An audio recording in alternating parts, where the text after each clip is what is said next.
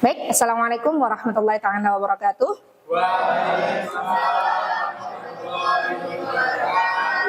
Agar mata kuliah kita pada pagi hari ini berjalan dengan lancar dan penuh berkah, marilah kita berdoa sesuai dengan agamanya masing-masing dan keyakinannya masing-masing. Berdoa dimulai. Berdoa selesai. Alhamdulillah, alaika ya Allah, wassalatu wassalam alaika ya Rasulullah. Baik, adik-adik bagaimana kabarnya pada pagi hari ini? Alhamdulillah. Siap ya mengikuti mata kuliah kita pada pagi hari ini? Siap. Oke, nah sama seperti minggu lalu kita berbicara tentang komunikasi kelompok dan organisasi. Pemetaan kita pada pagi hari ini itu masih tentang komunikasi kelompok. Jadi kita belum beralih ya dari komunikasi kelompok menuju komunikasi organisasi ya.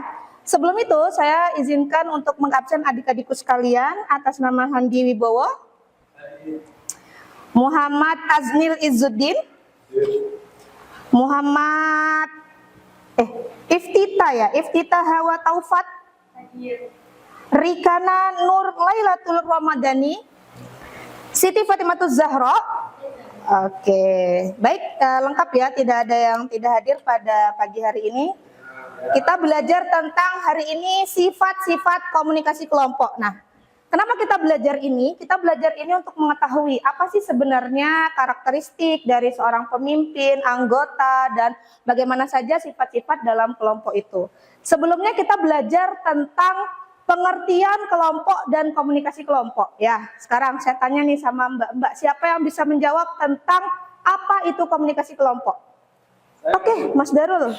Jadi komunikasi kelompok adalah proses interaksi dan pertukaran informasi di antara anggota kelompok untuk mencapai tujuan tersebut.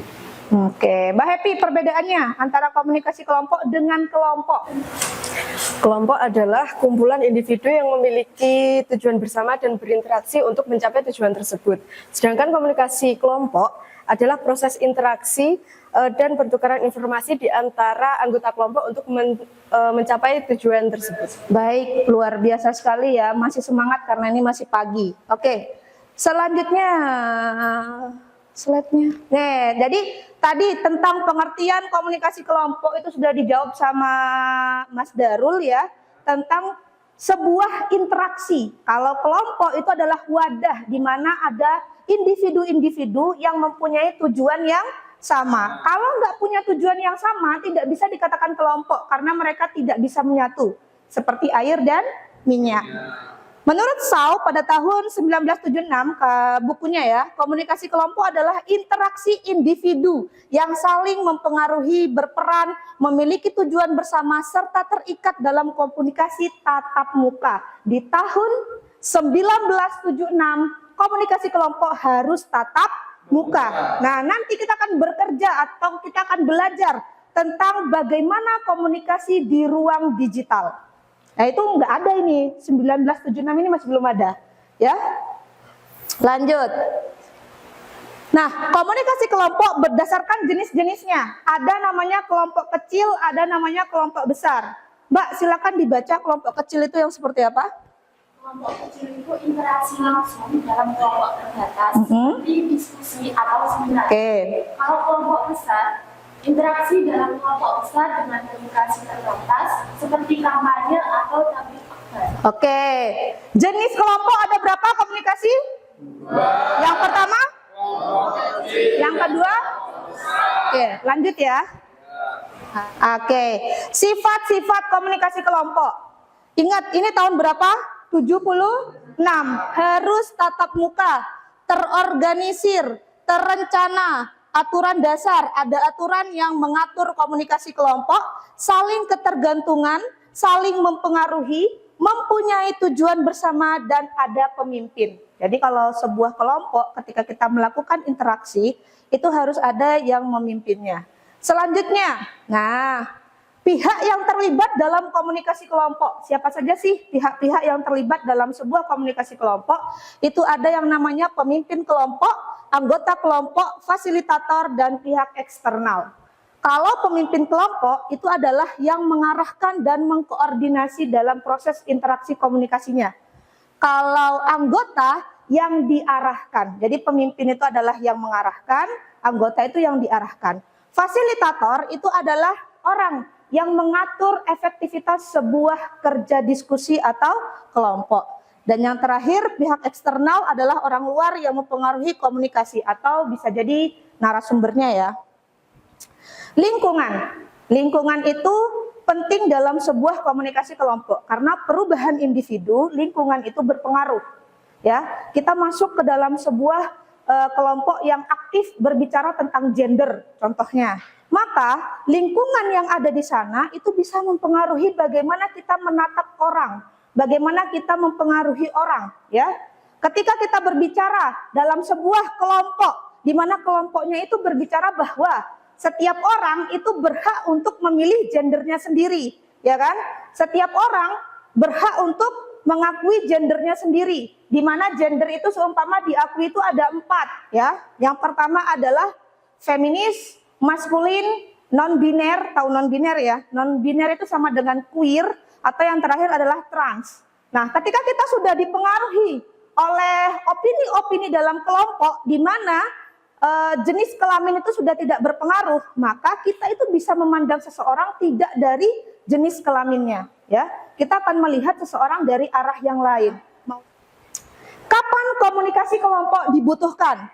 Ketika butuh kita untuk mengambil keputusan. Contoh, dalam sebuah organisasi. Misalnya kalau kalian nanti di kuliah itu, ketika kalian sudah melewati semester 6, antara semester 6 dan semester 7, dan di semester 7 itu kalian akan dituntut ya untuk ikut berorganisasi dalam konteksnya kita sebut dengan KKN atau kuliah kerja nyata.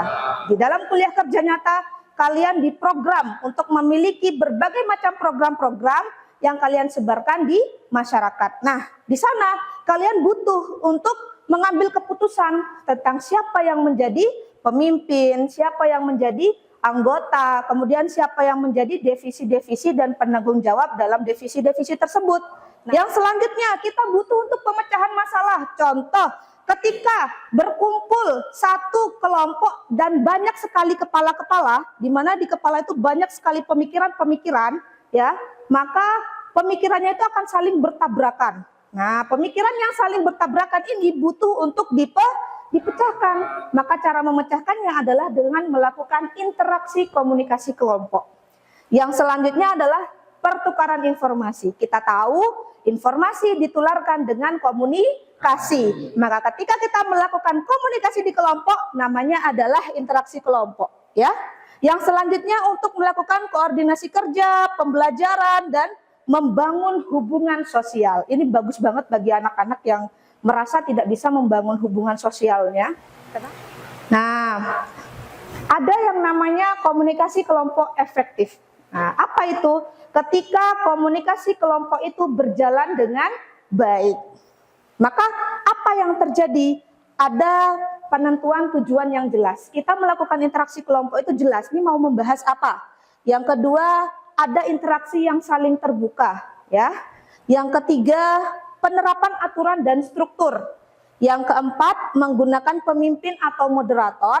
Yang kelima, mendukung partisipasi aktif, jadi nggak ada yang pasif. Yang keenam, mengelola konflik secara positif. Yang ketujuh, memanfaatkan teknologi jika diperlukan. Dan ini saat ini sangat diperlukan ya. Dan kedelapan, menyimpulkan dan menindaklanjuti hasil diskusi. Ketika ada komunikasi efektif, maka pasti ada hambatan. Hambatannya itu adalah konflik, dominasi anggota, dan miskomunikasi. Jadi komunikasi itu kunci ya.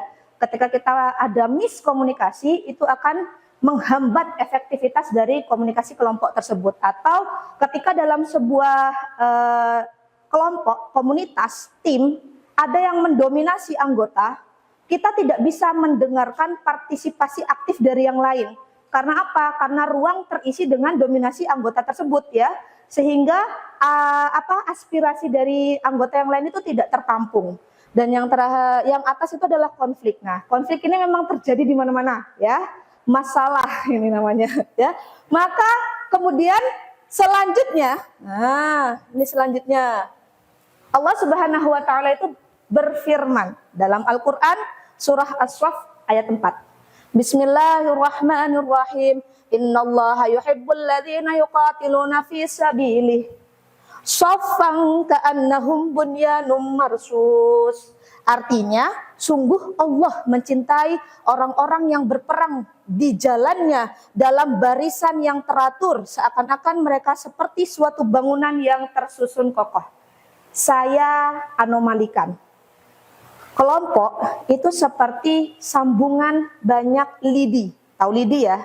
Nah, kalau satu mudah nggak untuk dirobek? Mudah.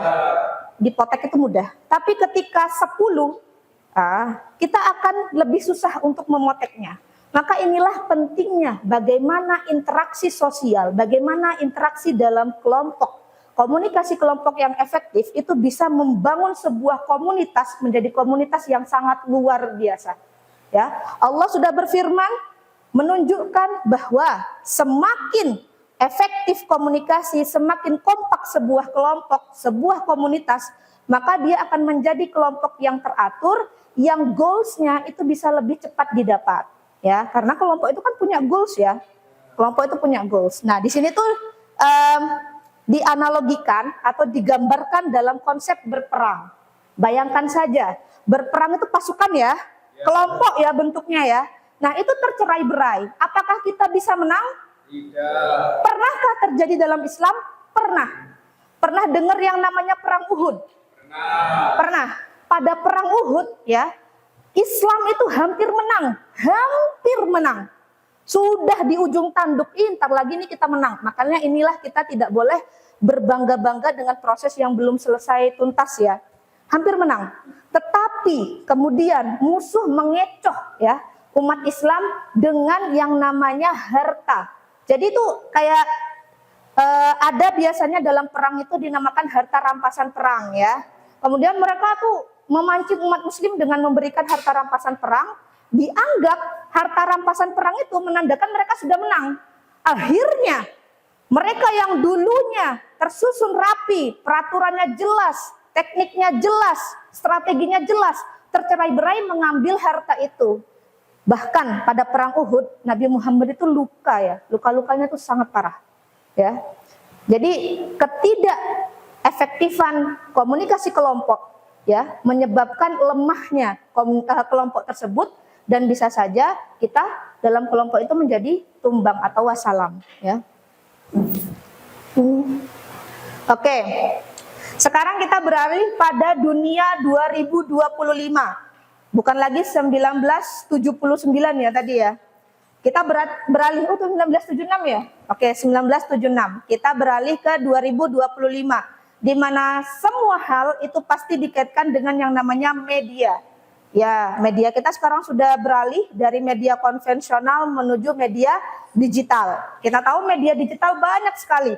Dan salah satunya yang paling sering kita lakukan, yang paling sering kita koneksikan di setiap hari kita itu adalah media sosial. Oke, media sosial itu banyak. Ada WhatsApp, ada Instagram, ada TikTok, ada Facebook, ada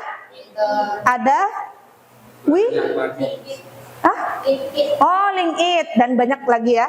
Terus bagaimana interaksi komunikasi kelompok ketika itu berada di era digital, di mana semuanya sekarang pasti sudah banyak sekali kita temukan rapat itu bisa dilakukan dengan cara online ya. Tatap muka itu kadang-kadang sudah tidak menjadi syarat utama. Jadi Zoom meeting itu bisa kita katakan tatap muka enggak? Karena kita berada di suatu waktu yang sama meskipun kita berbeda tempat. Namanya adalah melampaui ruang. Jadi sekarang itu kita boleh melakukan tatap muka yang istilahnya sudah berbeda ya, namanya melampaui ruang. Nah, ada sebuah penelitian yang saya lakukan tahun kemarin di 2024 namanya Digital Activism Pesantren. Jadi tentang pesantren ya. Strategi pesantren salaf dan modern dalam merebut ruang maya. Di sini yang menjadi tokoh utama itu adalah aktivis digitalnya. Sekarang saya tanya Mbak Happy, aktivis digital itu kita sebut dengan apa? Bukan, Mas Darul. pelaku adminnya Bu. Ya, admin, bisa orang yang mengambil gambar. Jadi digital activism itu adalah orang-orang yang bergerak di bidang pengambilan sebuah konten ya. Dia ada di belakang layar. Nah, di sini itu tentang bagaimana sih strategi seorang digital activism yang ada di pesantren dalam merebut ruang maya supaya Islam itu bisa tetap disebarkan dengan konteks yang sama seperti media konvensional sebelumnya, supaya orang-orang itu lebih mengenal tentang pesantren, supaya orang-orang itu tidak awam lagi tentang agama Islam. Nah, maka di sini hasil penelitiannya bahwa kekompakan dalam sebuah kelompok itu sangat penting. Karena apa? Dalam pengambilan gambar itu perlu yang namanya koordinasi, ya, solidaritas, interaksi. Jadi ini sangat penting tentang bagaimana mereka memanajemen kelompoknya supaya konten-konten yang mereka hasilkan itu tidak terlalu menguras energi mereka. Jadi tidak hanya menguras energi dari salah satu anggota kelompok. Jadi bebannya bisa dibagi bersama, goals-nya atau tujuan dari kelompok itu bisa dirasakan bersama. Sifat-sifat komunikasi kelompok itu tatap muka, terorganisir, terencana, serta melibatkan saling ketergantungan dan pengaruh antar anggota. Di mana lingkungan itu berperan dalam perubahan individu. Oke, materinya sudah sampai sini ya, kita end dulu ya. Sekarang kita masuk kepada role playing atau kuis ya. Oke, di mana saya berharap kalian bisa menyerap materi tentang bagaimana koordinasi, kolaborasi, dan konektivitas antar anggota itu terjadi. Saya bagi dua kelompok. Kelompok yang pertama itu ada Mbak Siti Fatimatuz Zahra ya. Kemudian ada Mas Handi Wibowo, kemudian ada Mas Denis Aditya Pratama, dan yang terakhir ada Mbak Amanda Suci Rahmawati ya. Untuk kelompok kedua itu Mbak Rihana, Mbak Iftita, Mas Izzuddin, oke, sama Mbak Ani. Oke, kita mulai dari kelompok pertama dulu. Jadi peraturannya adalah kalian hanya diberi waktu 2 menit ya. Mbak Happy tolong disiapkan stopwatch-nya.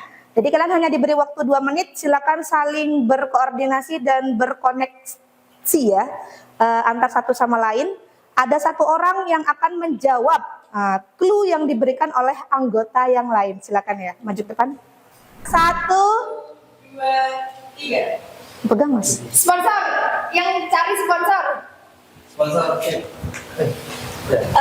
Ketuanya atau bidangnya? Kelompoknya. Namanya? Organisasi terdiri dari beberapa Kelompok. Skip. foto. Video. Organisasi tukang foto. Divisi Kominfo. Selain itu. Kata pertama sudah betul, yang kedua. Divisi PDD. Oke, Kurang betul, geser lagi, dikit lagi. 1 kata aja. Skip. Yang memimpin pemandu talk show. Narasumber satunya. 5, 4, 3. cukup. Oke. Kelompok 1, halo. Hai. Alhamdulillah ya, kalian bisa menjawab 1, 2, 3, 4, 5, 6 jawaban. Nah baik, ya, alhamdulillah ya, mata kuliah kita tentang sifat-sifat komunikasi kelompok sudah selesai. Silakan untuk adik-adik mahasiswa yang ingin bertanya untuk mengangkat tangannya. Oke, silakan Mbak Amanda. Baik, sebelumnya terima kasih atas kesempatan yang telah diberikan. Izin bertanya ya Bu Clara. Pertanyaannya seperti ini. Seringkali itu saya temui di dalam suatu kelompok itu ada salah satu anggota yang mendominasi. Nah, sebenarnya kalau dilihat dari sisi positifnya, si anggota yang mendominasi ini tuh kan bisa memancing keaktifan dari anggota lain, tapi juga mungkin ada sisi-sisi negatifnya. Nah, pertanyaan saya, Mungkin dampaknya seperti apa Bu ketika ada salah satu anggota yang mendominasi dan bagaimana cara mengatasinya? Mungkin seperti itu saja. Terima kasih. Baik, terima kasih ya Mbak Amanda. Yang kedua? Oke. Jadi ini izin menambahkan, mohon maaf sebelumnya, di kelompok kami kan ada yang namanya satu orang yang mendominasi atau enggak ada dua orang yang mendominasi. Nah, ada beberapa kelompok itu yang sulit mengekspresikan diri atau sulit untuk berpendapat, kayak takut-takutan gitu mau berpendapat. Nah, itu cara mengatasinya gimana? Mungkin dari penjelasan tadi dari Bu Ara bisa menjelaskan terkait pertanyaan tersebut. Terima kasih. Oke, baik.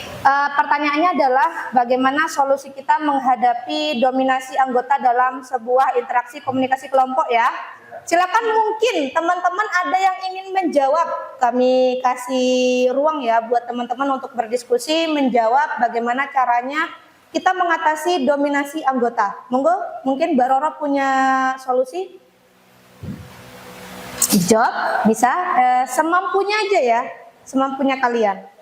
Oke, terima kasih sebelumnya untuk kesempatannya Bu Ara. Saya izin menjawab pertanyaan dari teman-teman. Menurut pengalaman saya pribadi, jika ada yang dominan dalam suatu kelompok, contohnya si A dan si B itu lebih dominan daripada si C dan si D. Nah, si C, si D dan yang lainnya itu akan merasa cute, kayak semangatnya turun dan juga mereka merasa takut untuk mengatakan apa-apa unek-unek yang di dalamnya. Nah, solusi dari permasalahan tersebut kita sama ratakan saja, duduk semua A, B, C, D sampai semuanya itu duduk rata, tidak ada posisi dan lain sebagainya. Jadi kita keluarkan unek-unek kita dan saling menyatu satu sama lain untuk saling memaafkan atau ada masalah apa di dalam kelompok tersebut. Itu dari saya untuk berdiskusi lebih lanjut. Terima kasih sebelumnya. Oke, baik, dari pertanyaan dan jawaban teman-teman ya, saya menimpali ya Mbak, untuk pertanyaan Mbak Manda dan juga Mas Handi, bahwa dalam sebuah hambatan, tadi kan saya sudah bilang bahwa hambatan dalam komunikasi kelompok itu adalah ketika ada interaksi dominasi anggota, di mana salah satu anggota itu memenuhi ruang interaksi atau ruang diskusi pada kelompok ya. Maka caranya adalah ketika kita melakukan sebuah diskusi, jadi diskusi kelompok, interaksinya ketika kita melakukan komunikasi kelompok, interaksinya bisa kita katakan dengan diskusi ya. Ketika kita melakukan diskusi itu seharusnya kita membuat peraturan sejak awal. Jadi tetapkan aturannya atau norma yang ada pada kelompok itu. Yang kedua, ketika kita sudah menetapkan aturan, kita menentukan siapa perannya dalam kelompok itu. Jadi peran kamu adalah ini, peran kamu adalah ini. Jadi ketika ada seseorang berinteraksi bukan sesuai perannya, maka bisa kita stop ya untuk mengefektifkan dari suasana interaksi kelompok yang terjadi pada sebuah diskusi. Jadi bisa kita hentikan karena dia berbicara atau dia melakukan interaksi tidak sesuai dengan perannya. Nah, yang ketiga, anggota kelompok itu harus memiliki peran yang asertif ya, peran asertif dan komunikasi aktif sehingga kita bisa untuk menekan dominasi anggota tersebut. Mungkin hanya itu yang bisa saya sampaikan. Cukup ya materi kita pada pagi hari ini. Semoga ini menjadi mata kuliah ya. Ini menjadi mata kuliah yang bisa berkembang di kemudian hari karena kalian akan selalu menjadi manusia yang berinteraksi secara sosial dan berkelompok ya. Semoga dimanapun kalian, di kelompok manapun kalian bisa memanajemen diri kalian dengan baik dan kalian bisa bergaul dan menimpali komunitas-komunitas yang kalian dalami. Semoga ini menjadi bahan yang bermanfaat. Kita tutup diskusi kita tutup mata kuliah pada pagi hari ini dengan doa kafaratul majlis. Bismillahirrahmanirrahim. Subhanakallahumma wa bihamdika asyhadu an la ilaha illa anta astaghfiruka wa atubu ilaik. Assalamualaikum warahmatullahi wabarakatuh. See you on the next occasion ya.